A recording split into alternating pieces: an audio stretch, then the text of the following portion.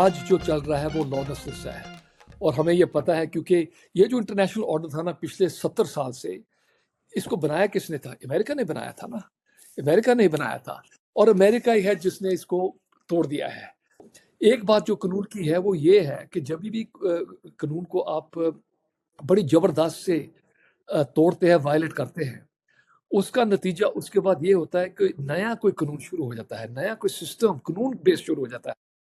इस चीज को एम्फसाइज करने के लिए कि हाँ, कानून भी कोई बात है, क्योंकि कानून के बगैर तो कुछ भी नहीं है। ठीक है, जो भी रेगुलेशन है सब कानून के साथ होती है।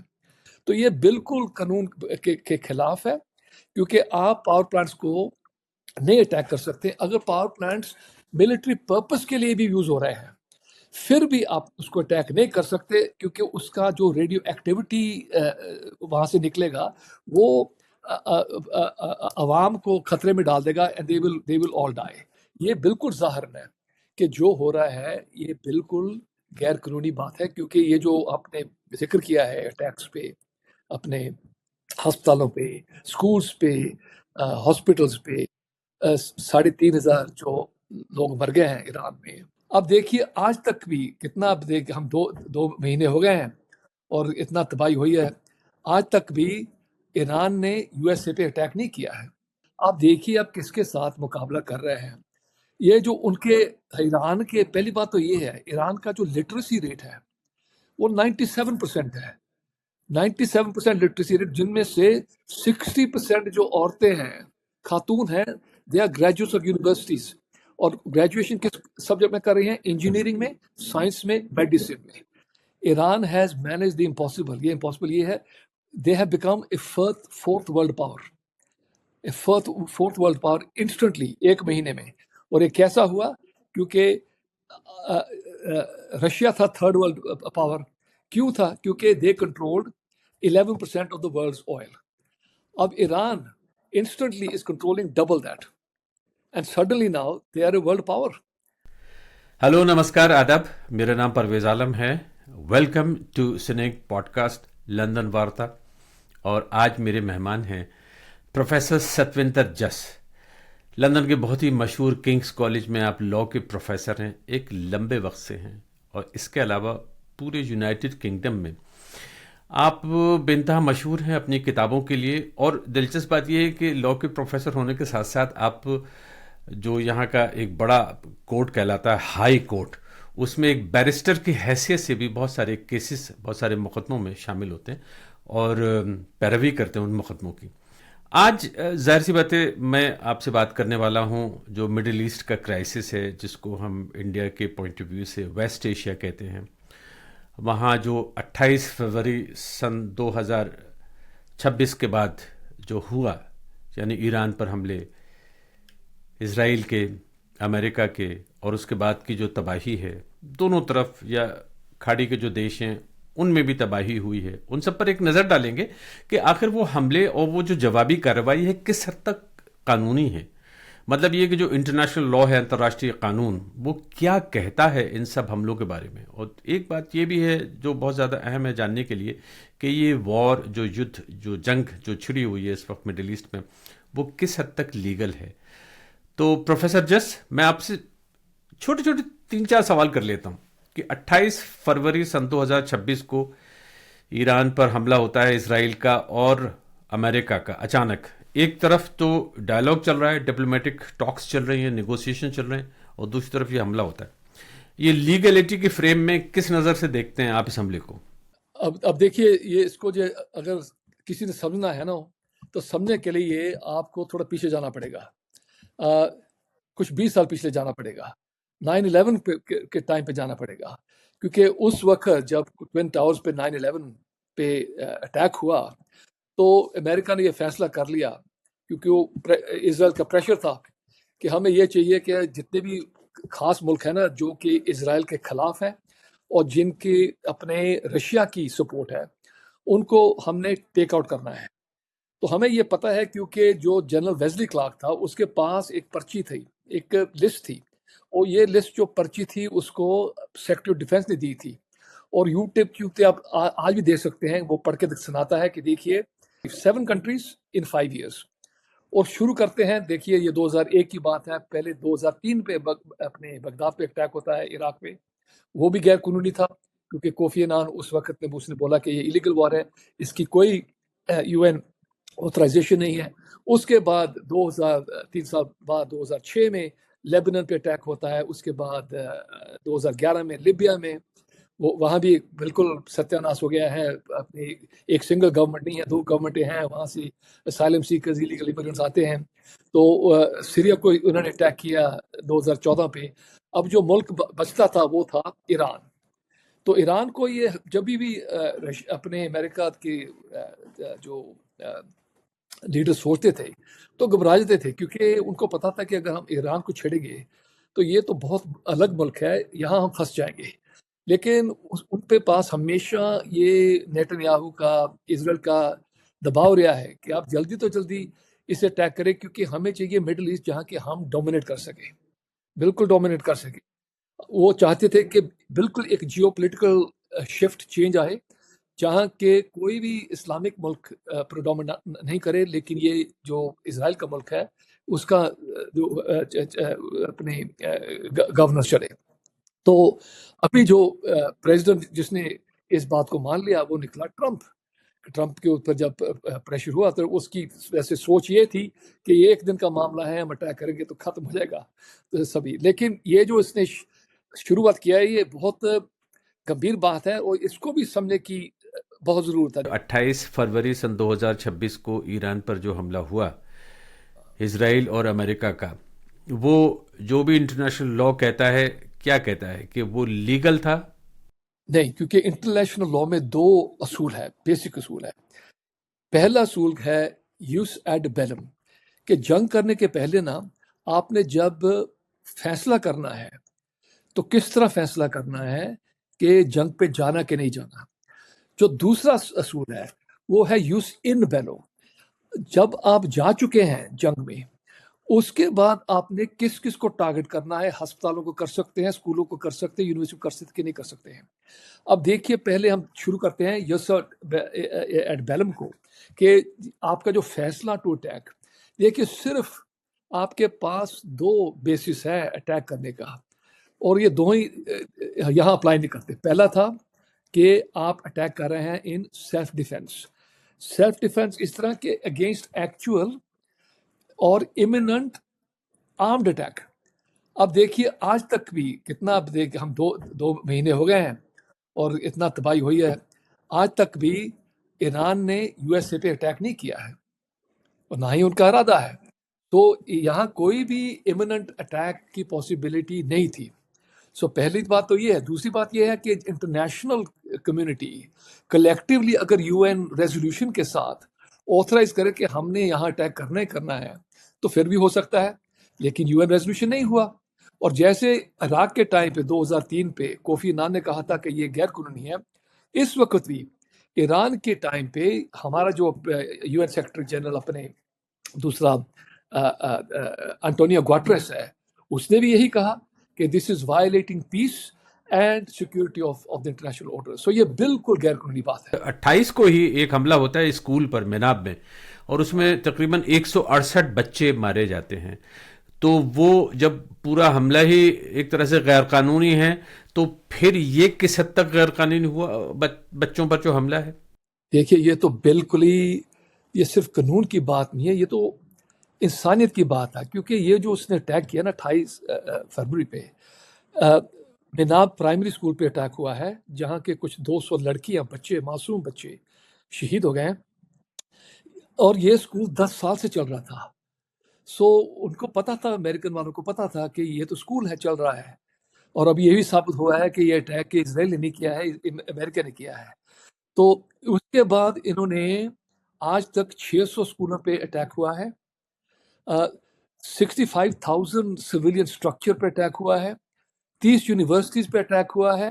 देखिए शहीद बहेस्ती यूनिवर्सिटी पे अटैक हुआ है, उनके प्रोफेसरों को मारा गया है। इस हद तक कि अपने शरीफ यूनिवर्सिटी ईरान की, जहाँ के ग्रेजुएट है अपनी मरियम मिर्ज़ा खानी, जिसने फील्ड्स मेडल हासिल किया है फॉर मैथमेटिक्स। देखिए मैथमेटिक्स में नोबेल प्राइज़ नहीं है, मैथमेटिक्स में फील्ड्स मेडल है, और वो औरत है जिसने ये हासिल किया है, वहाँ पे अटैक हुआ है। इसके अलावा अपने दूसरी अपने लेज़र एंड प्लाज्मा इंस्टीट्यूट, वहाँ अटैक हुआ है। पैस्टर इंस्टीट्यूट जो है ईरान की, उसका संबंध तल्लुक है क्योंकि लुई पास्टर फ्रांस का था। 100 साल पहले जो फ्रांस की यूनिवर्सिटी, उसके साथ अटैक हुआ है। तो ये जो उन्होंने अटैक किया, ये बिल्कुल जो दूसरा सूल था ना, कि जो कॉन्डक्ट ऑफ हॉस्टिलिटीज, जब वो फैसला करते हैं अब किस किस को अटैक करना है, और उसकी जो अपने जो उन्होंने वजह दी है, तो वजह तो ये दी है कि हम अपने ईरान को स्टोन एज पे भेज देंगे। अच्छा, अब देखिए ये स्टोन एज तो बात एक छोड़िए, आप देखिए आप किसके साथ मुकाबला कर रहे हैं। ये जो उनके ईरान के, पहली बात तो ये है, ईरान का जो लिटरेसी रेट है वो 97% है। 97% लिटरेसी रेट, जिनमें से 60% जो औरतें हैं, खातून हैं, they are graduates of universities, और ग्रेजुएशन किस सब्जेक्ट में कर रही हैं? इंजीनियरिंग में, साइंस में, मेडिसिन में। अब इनके जो मोदी जो लीडर है, उन पे देखिए, आप देखिए अपने दूसरा प्रेसिडेंट पेजेश्कियान जो है ईरान का, he is a heart surgeon, वो दिलों का सर्जन है। उसके अलावा जो वाइस प्रेसिडेंट का अरेफ, वाइस प्रेसिडेंट, वो उसके पास पीएचडी है स्टैनफोर्ड यूनिवर्सिटी में इंजीनियरिंग से। इसके अलावा जो अब्बास अरागची, जो अपने पाकिस्तान में गया था, लाहौर में गया था, तो बड़ा खुशहाल, इस वक्त बहुत ही पॉपुलर यूनिवर्सिटी हो गई है। उसके वहाँ से पीएचडी है इंटरनेशनल रिलेशंस के साथ। और उसके साथ था जो और आदमी जिसका भी बहुत अपने मशहूरी चल रही है, मोहम्मद मरांडी, जो हमेशा मुस्कुरा के बात करता है, लेकिन उसकी बात अपने जैसे अपने हीरे का अनमोल मोती होते हैं ना, this is how people listen to him. उसके पास इंग्लिश लिटरेचर की पीएचडी है। प्रोफेसर सतविंदर, जस्ट आपने बिल्कुल सही कहा कि बहुत ज़्यादा पढ़े लिखे लोग थे, लेकिन साथ में हम ये भी जानते हैं कि 28 फरवरी पर जो इसराइल के और अमेरिका के हमले हुए, उनमें भी एक से एक पढ़े लिखे लोग मारे गए, और ये सिलसिला अब तक जारी है। जारी ये भी है कि अमेरिका की तरफ से बार बार धमकियां दी जाती हैं कि स्टोन एज का तो आपने रेफरेंस दिया, लेकिन साथ ही ये भी है कि सारे जो ब्रिजेस हैं आपके वो तोड़ दिए जाएंगे, यूनिवर्सिटीज़ तबाह कर दी जाएंगी। इसके अलावा जो डिसैलिनेशन प्लांट्स हैं, यानी जहाँ पे पानी साफ होता है, समंदर का पानी पीने के लिए बनता है, इसके अलावा जो पावर प्लांट्स हैं जहाँ से पूरे मुल्क में बिजली सप्लाई होती है, उनको भी तोड़ दिया जाएगा। वो धमकियाँ अभी भी हैं और बराबर वो देते रहते हैं कि अगर या तो मुआहदा कर लो, कंप्रोमाइज़ कर लो, या फिर ये सारी चीज़ें ख़त्म कर दी जाएंगी। तो मैं ये कह रहा हूँ कि एक तो लड़ाई छिड़ गई, हमले हुए, लेकिन ये जो धमकियां हैं सिविलाइजेशन की, और ये डिसैलिनेशन प्लांट्स और पावर प्लांट्स, ये धमकियां भी किसी इंटरनेशनल लॉ के तहत आती हैं क्या? उन्होंने जो धमकी दी है 13 मार्च पे, ट्रंप ने धमकी दी है कि वो 1 घंटे में जो ईरान के पावर प्लांट्स हैं that create electricity, that create water, will be decimated. अब देखिए इंटरनेशनल लॉ में ये है कि जो सहूलतें आपको सर्वाइवल के लिए, आपके जीने के लिए बिल्कुल इंडिस्पेंसिबल है, आपको चाहिए, उस पर आप अटैक नहीं कर सकते हैं। अब देखिए अगर आप अस्पतालों पे, पानी पे, जो कि पानी वहाँ सिर्फ रेगिस्तान है, और अगर वो डिसैलिनेशन का पानी का नहीं होता है तो पानी लोग पी नहीं सकते हैं। तो अब अगर आप इस पे अटैक करते हैं और लैंग्वेज यूज करते हैं कि हम अबलिटरेट कर देंगे पावर प्लांट्स को, तो ये बिल्कुल कानून के खिलाफ है, क्योंकि आप पावर प्लांट्स को नहीं अटैक कर सकते। अगर पावर प्लांट्स मिलिट्री पर्पस के लिए भी यूज हो रहे हैं, फिर भी आप उसको अटैक नहीं कर सकते, क्योंकि उसका जो रेडियो एक्टिविटी वहां से निकलेगा, वो अवाम को खतरे में डाल देगा, and they will all die. मैं एक इंटरव्यू सुन रहा था एक इजरायली ऑफिशियल का, और उनसे यही सवाल किसी ने पूछा कि भाई ये जो आप प्लांट्स वगैरह, पावर प्लांट्स पे हमले करने की बातें करते हैं, तो उनका जवाब ये था कि ऐसा होता है कि बहुत सारी चीज़ें उन पावर प्लांट्स में इस्तेमाल होती हैं, यानी कि जैसे पानी भी इस्तेमाल होता है। इसके अलावा जो बहुत सारी यूनिवर्सिटीज़ हैं, वहाँ की जो लैब्स हैं, वो भी ईरान की लड़ाई में शामिल होती हैं। और ये जो लोग मर रहे हैं, ये सीधे साधे लोग नहीं हैं, ये रिवोल्यूशनरी गार्ड के लोग हैं, ये वो हैं जो एटम बम पर काम कर रहे थे, न्यूक्लियर बम पर काम कर रहे थे, वगैरह वगैरह, सारे तरह तरह के एक्सप्लेनेशन दिए जाते हैं। मैं आपसे समझना ये चाहता हूँ कि देखिए उनसे सवाल होता है, वो जवाब देते हैं अपनी सफाई में, और ट्रंप से और वाइट हाउस से अब सवाल कर लीजिए, वो भी अपनी सफाई में बहुत सारी बातें कह देंगे और यही बात कह देंगे कि साहब ईरान जो है वो दहशतगर्दी फैलाता है और ये है और दुनिया के लिए ख़तरा है और न्यूक्लियर जो पावर है उसका एक बम बनाने के लिए इस्तेमाल कर रहा है।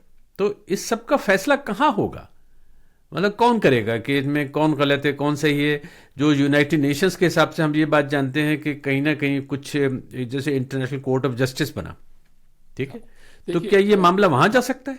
हाँ, वहाँ मामला जा सकता है और गया भी है, क्योंकि अपने जो इज़राइल के खिलाफ जो इसने जो एप्लीकेशन अब साउथ अफ्रीका ने की है कि ये क्राइम्स अगेंस्ट ह्यूमैनिटी जेनोसाइड कर रहे हैं। दो कोर्ट्स हैं, एक तो इंटरनेशनल कोर्ट ऑफ जस्टिस है, वो भी द हेग में है, और एक इंटरनेशनल क्रिमिनल कोर्ट है ना, ये भी हेग में है, यानी नीदरलैंड्स में है दोनों। लेकिन ये कि जो आईसीसी है, जहां तक मैं समझता हूं वो रोमा स्टैट्यूट कहलाता है, आप ज़्यादा जानते हैं इस बारे में, वो उसके तहत आता है, ठीक है। और ये जो है ये यूनाइटेड नेशंस के अंतर्गत आता है, ये जो कोर्ट ऑफ जस्टिस है। तो ये मामले कहाँ जाएंगे? मैं समझना चाहता हूँ कि अगर फर्ज कीजिए आज नहीं तो कल मुकदमे चलते हैं, और मुझे ऐसा भी लगता है देख के आपको कि आप सबसे पहले तो मुकदमा करने वालों में आप शामिल होंगे। हो सकता है एक बैरिस्टर की हैसियत से आप भी जाना वहाँ पसंद करेंगे और चाहेंगे। तो कहाँ जाएंगे, किसका दरवाज़ा खटखटाएंगे? देखिए, अब इस वक्त ये जो बड़ा जो मसला मुसीबत ये है कि ये जो इंटरनेशनल इंस्टीट्यूशंस है ना, वो अब कोई भी अब चल नहीं रही है, कोई भी चल नहीं रही है। यूनाइटेड नेशंस का भी ख़त्म हुआ है, ये नेटो भी कुछ नहीं अपने कर रहे हैं।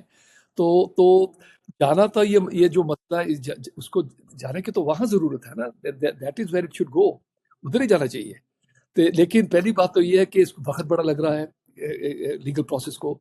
दूसरी बात यह है कि वहाँ अपने वैसे ही रिलक्टेंस है कि हमने अमेरिका के खिलाफ या इसराइल के खिलाफ या यूरोप के खिलाफ हमने कदम नहीं उठाना। तो लेकिन जाना तो वहीं चाहिए।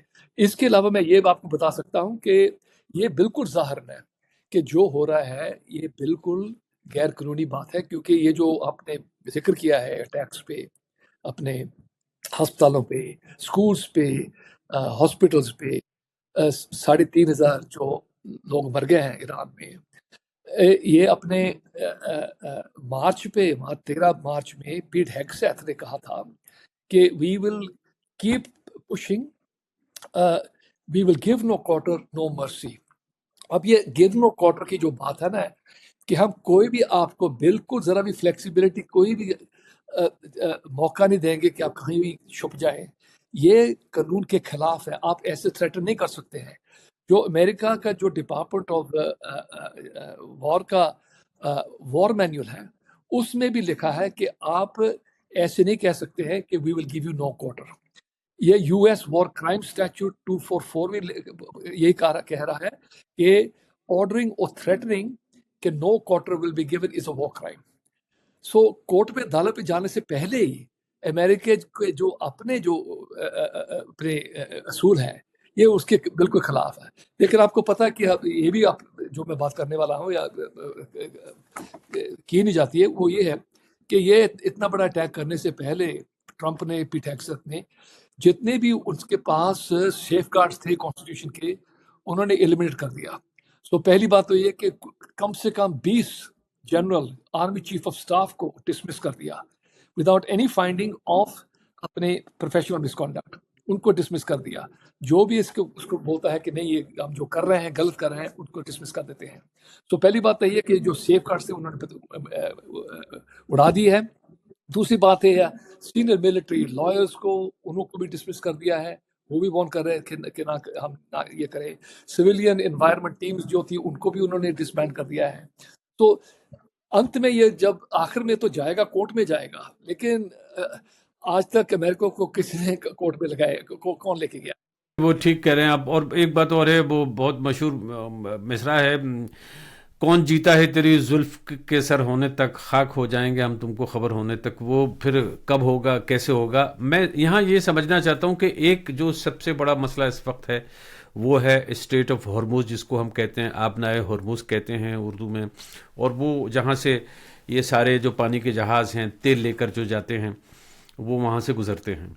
और एक भारी क्राइसिस है। अमेरिका ने ब्लॉकेट कर रखा है और उससे पहले ईरान जो है अपनी मर्जी के मुताबिक शिप्स को जाने देता था जिनको वो पसंद करता था। तो ये एक क्राइसिस है। मैं समझना ये चाहता हूँ कि वहाँ कौन सा लॉ जो है नाफिज होता है, कौन सा कानून है हाँ इंटरनेशनल जो इम्प्लीमेंट होता है। मोटे मोटे तौर पे मैं तो एज ए लेमैन जानता हूँ कि एक मैरी टाइम लॉ है। मैरी टाइम शायद प्राइवेट शिपिंग हाँ कंपनीज वगैरह के लिए होता है।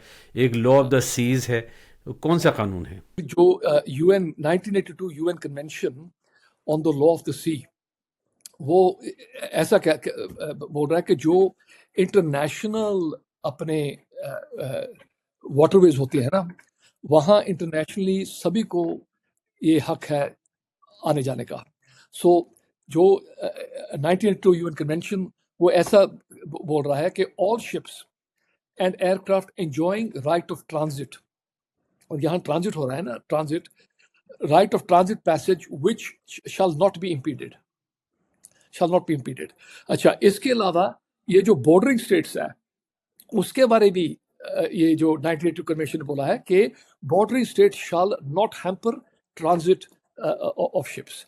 अच्छा, ये तो अपने सीधा साधा जो जनरल लॉ अप्लाई करता है वो ये है। और आज तक अपने ओमान ने भी और अपने ईरान ने भी पूरा अपनी सहूलतें दी थी कि आप आए जाए, कि दे वर नॉट रिस्ट्रिक्टिंग इट।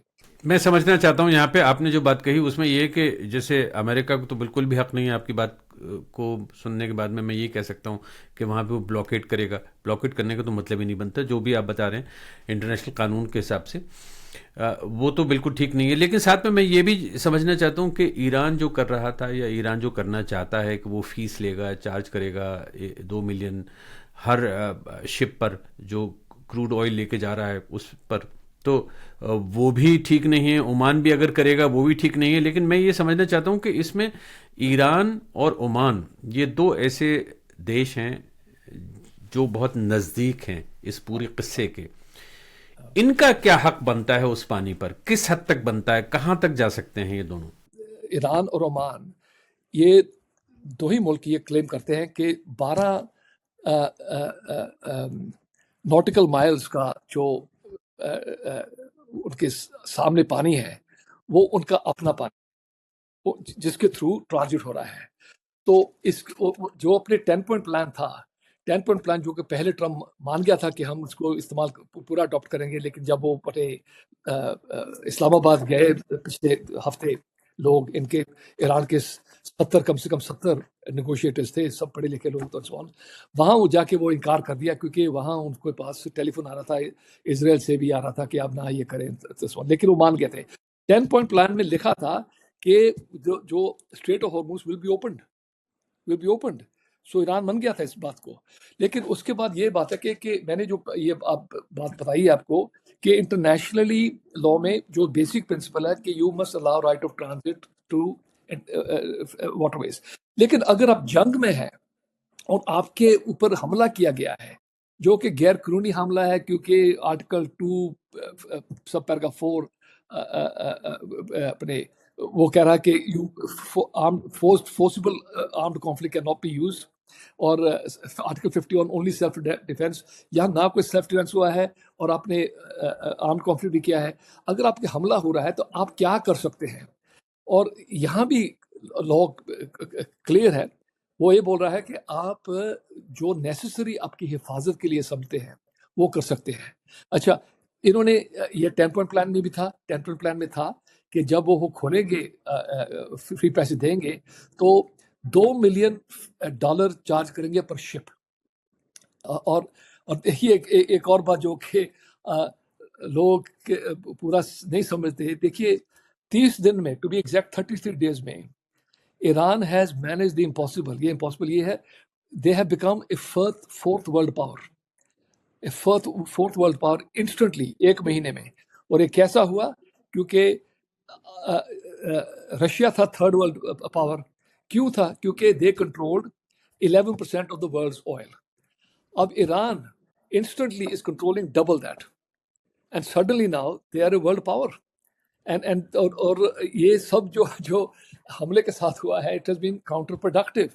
तो अब ये टोल भी वो चार्ज कर सकते हैं, और कर भी रहे हैं। और दूसरी बात ये है कि अब ये आखिरी बात मैं इस सब्जेक्ट पे, इस मुद्दे पे, कि ये कानूनी बात है और गैर कानूनी बात है। देखिए, मैंने ये बोला है कि फ्री पैसेज को आप रिस्ट्रिक्ट नहीं कर सकते हैं, और वो कर भी नहीं रहे हैं, क्योंकि बात ऐसे है कि दे आर अलाउइंग, जो चाइनीज शिप्स हैं, चाइना, ईरान का 90% ऑयल तो चाइना ले रहा है, और उनको फ्री पैसेज है, इंडिया को फ्री पैसेज है, ठीक है ना, वो भी फ्री पैसेज है, टर्की को भी फ्री पैसेज है। तो क्योंकि ये फ्री फ्री पैसेज है, तो इसलिए बिल्कुल तो ब्लॉक हुआ नहीं है। सो वो कह सकते हैं कि देखिए, हमने तो अपने सिर्फ टोल चार्ज किया है, जो कि आप मान गए थे। अच्छा, आखिर में ये है कि वो किस हद तक अमेरिका को और इसराइल को स्टॉप कर सकते हैं। देखिए, उनको ये नहीं पता है कि जब शिप आ रहा है, वो मिलिट्री वेसल है कि नहीं, नॉन मिलिट्री वेसल है। जब शिप आ रहा है, वो उसका जो सामान है, will it be use for military purposes कि नहीं मिलिट्री पर्पसेस। तो अगर उनको नहीं पता है, तो दे कैन डू जो नेसेसरी वो मुनासिब समझते हैं, तो they can stop it in this way. तो ये मैं मानता हूँ बिल्कुल कि अंडरग्राउंड माइनिंग करनी पानी के नीचे, और माइनिंग नेवल माइंस के ऐसा है कि वो तो फिर किसी भी शिप जो जहाज जाता है उसको खतरा हो सकता है, and that will call unnecessary damage. ये थोड़ा ये गैर कानूनी है जरूर। एक अरसे से हमने ये भी सुना है कि पायरेसी होती है। पायरेसी में क्या होता है कि जहाज़ आते हैं, फिल्मों में बहुत देखा है, और सोमालिया वगैरह के बहुत सारे उधर से जब ये गुजरते थे तो वो चढ़ जाते थे शिप्स पे और लूट ले जाते थे सामान को। तो अब ये जो मैं इसलिए कह रहा हूँ कि अभी शी जिनपिंग जो चाइना के प्रेसिडेंट हैं, पावरफुल हैं, सुप्रीम लीडर हैं, उन्होंने अभी एक बात कही है ऑफिशियली, और वो पूरे मीडिया में हाईलाइट भी हुई है। उन्होंने कहा कि ये जंगल का कानून नहीं चलेगा। इस तरह की बात कही। आपने देखा है उनका वो बयान? देखा आपने वो क्या कह रहे हैं, और उसको किस हद तक आप ठीक मानते हैं? वो उसने ऐसे कहा था ना कि धमकी दी थी उसने कि आप लॉ ऑफ द जंगल को नहीं यहाँ अप्लाई कर सकते, कि यहाँ इंटरनेशनल नॉर्म्स हैं, तो आपको चलना पड़ेगा ऐसा। ये चाइना की जो बात है काफ़ी इंटरेस्टिंग है, क्योंकि बहुत लोग ये समझते थे कि ये सब जो अपने धीरे धीरे चल रहा है ना, कि इराक को फिर ईरान को, उनकी कोशिश ये है कि अंत में चाइना को अटैक करना है ना। देखिए, चाइना के साथ उनकी इकोनॉमिक राइवलरी तो है, क्योंकि China is a major emerging power, लेकिन कोई कोई पॉलिटिकल नहीं थी। लेकिन अब ये पॉलिटिकल बनाने की कोशिश कर रहे हैं, क्योंकि ये चाहते थे कि हम उसको भी किस तरह डिसमेंटल कर दें। अब ये नहीं होगा, क्योंकि उनको जो नुकसान ईरान पर इतना जो सहना पड़ गया है, और they are broke down there कितनी बुरी तरह, कि अब ये मुमकिन नहीं है। चाइनीज प्रेसिडेंट ने जो कहा कि जंगल का कानून नहीं चलेगा, जाहिर सी बात है वो इशारा कर रहे थे अमेरिका की तरफ, और बल्कि चाइना की तरफ से 2-3 ऐसे बयान आए हैं जो सीधे सीधे अमेरिकन प्रेसिडेंट जो हैं ट्रंप, उनके जो बयान हैं उन पे सवाल उठाते हैं, और सख्ती से ये भी कहते हैं, इसलिए कि चाइना के ही शिप से जो वहाँ से निकल के जा रहे हैं और उनको जाने भी दिया गया बावजूद ब्लॉकेड के। ये कन्फर्मेशन है, ये अमेरिकन मीडिया ने भी इसको कन्फर्म कर दिया कि चाइनीज जहाज़ को उन्होंने छुआ भी नहीं, जाने भी नहीं, इसलिए कि फिर वो एक बहुत बड़ी लड़ाई की तरफ एकदम से हम चले जाते हैं। आप मुझे थोड़ा सा यहाँ ये समझाइए कि हमारे प्रोग्राम का नाम है लंदन वार्ता, न्यू वर्ल्ड ऑर्डर, तो जिसे कहते हैं नई विश्व व्यवस्था, नया आलमी निज़ाम, हम उस पर बात कर रहे हैं कि जो पुराना निज़ाम था वो तो ऐसा लगता है कि चला गया, किस्सा ख़त्म हो रहा है यूनाइटेड नेशंस वगैरह का। तो क्या है वो ऑर्डर, और ख़ास तौर पे बिना कानून के, यानी यहाँ पे आपका रोल आ जाता है, लॉ के प्रोफेसर हैं आप, कि बिना कानून के तो फिर ये दुनिया नहीं चल सकती, दुनिया नहीं चल सकती, सड़कों पे ट्रैफिक नहीं चल सकता, रोज़मर्रा की ज़िंदगी नहीं चल सकती, तो इंटरनेशनल लेवल पे ये मुल्क कैसे चलेंगे? क्या होगा कानून का? देखिए, हमें हमें शुरू तो करना चाहिए था, जो इस साल पर जनवरी पे दावोस पे मीटिंग हुई है जनवरी पे, तो कनाडा का जो प्राइम मिनिस्टर था मार्क कार्नी, उसने ये स्पीच दी जो जिसके साथ सभी हिल गए, क्योंकि जनवरी वो वक्त था जब अमेरिका ने ये भी बोला कि हम इसका भी कब्जा कर लेंगे, ये हमारा एक स्टेट है, तो ये है वो है। तो कार्नी ने कहा कि ये जो इंटरनेशनल ऑर्डर था, जिसके साथ हम बोल रहे थे कि चाइना को भी ऐसा करना चाहिए, हिंदुस्तान को भी ऐसा करना चाहिए, ये सब फिक्शन है। ये लफ्ज उसने बताया, ये सब बनाई हुई बात है, फिक्शन है। ये सिर्फ अपने इल्यूजन है और ये आइडिया इज फेडिंग नाउ। और उसने ये ज़ाहिर कर दिया कि ये एक बनाई हुई बात थी जो कि तकड़े मुल्क थे कि कमज़ोर मुल्कों को कैसे कंट्रोल करना। कनाडा भी उसी सिस्टम का हिस्सा था सब, वरना कनाडा बिल्कुल कनाडा भी राज कर रहा था अमेरिका के साथ मिलकर, ऑस्ट्रेलिया भी राज कर रहा था, यूके भी राज कर रहा था, यूरोप राज कर रहा था। लेकिन अब ये जो बीच की ताकतें थी नंबर 2 पे नंबर 3 पे, उनकी भी दुनिया हिलती हुई नजर आ रही है, तो सब कानून की दुहाई दे रहे हैं। लेकिन ये कि इससे पहले जो तीसरी दुनिया के ममालिक थे, जिसमें भारत भी है, पाकिस्तान भी है, बांग्लादेश भी है, अफ्रीका के बहुत सारे कंट्रीज हैं, वो सब ये बातें कह रहे थे तो कोई सुनने के लिए तैयार नहीं था। अब मैं ये कह रहा हूँ कि अब ये जब नया वर्ल्ड ऑर्डर जिसकी तरफ हम इशारा कर रहे हैं कि कुछ बन रहा है, फिलहाल तो क्या ये कहना ठीक होगा कि जो ऑर्डर बन रहा है वो तो लॉलेसनेस का है? देखिए, बिल्कुल इसमें कोई शक नहीं है कि आज जो चल रहा है वो लॉलेसनेस है।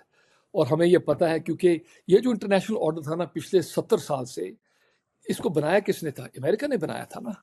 अमेरिका ने बनाया था और अमेरिका ही है जिसने इसको तोड़ दिया है। इस हद तक जैसे आपने बोला था, अपने डोनाल्ड ट्रंप ने भी कहा कि we don't need international law. उसने कहा कि we don't need rules of engagement. और जब उन्होंने अटैक किया उसने कहा I may attack just for fun. ठीक है ना। तो अभी तो ये कानून नहीं चल रहा है इस हद तक कि जो उसने जंग भी की है, अब कानून की बात कर रहे हैं, ये जंग भी अमेरिका के मुताबिक उसके पॉइंट ऑफ व्यू से भी वो गलत है क्योंकि it has got no, Congress की कोई बैकिंग नहीं है। लड़ाई तो कांग्रेस ही सिर्फ ऑथराइज कर सकता है। सो ये भी गलत है। अब जो चल रहा है वो तो बिल्कुल लॉलेसनेस चल रहा है, लॉ ऑफ द जंगल चल रहा है। इसके बाद क्या होगा? नया ऑर्डर आएगा, इसमें कोई शक नहीं, नया ऑर्डर आएगा और ये वो ऑर्डर होएगा जहां पे चाइना डोमिनेट होगा, इंडिया डोमिनेट होगा और कुछ हद तक ईरान डोमिनेट होगा। लेकिन इसमें कोई शक नहीं है कि अमेरिका का जो टाइम था ना, जो अमेरिकन सेंचुरी थी, वो खत्म हो गई है। क्योंकि देखिए, इनके जो साथी थे यूरोप में थे, इंग्लैंड हुआ, जो जर्मनी हुआ, फ्रांस हुआ, स्पेन देखिए, वो अब बिछड़ रहे हैं। वो कह रहे हैं कि हम आपके साथ नहीं चलेंगे। तो इस वक्त जो America is very very isolated and ये it has gone back to जो 1914 की पोजीशन थी ना, फर्स्ट वर्ल्ड वॉर से पहले। आइसोलेशनिस्ट व्यू है, आइसोलेशन में चल गए हैं। तो एक बात जो कानून की है वो ये है कि जब भी कानून को आप बड़ी जबरदस्त से तोड़ते हैं, वायलेट करते हैं, उसका नतीजा उसके बाद ये होता है कि नया कोई कानून शुरू हो जाता है, नया कोई सिस्टम कानून बेस्ड शुरू हो जाता है। इस चीज को एम्फसाइज करने के लिए कि हाँ, कानून भी कोई बात है, क्योंकि कानून के बगैर तो कुछ भी नहीं है। ठीक, जो भी रेगुलेशन है सब कानून के साथ होती है। प्रोफेसर सतविंदर जस, बहुत बहुत शुक्रिया आपका। शुक्रिया जी, आपने बताया, शुक्रिया।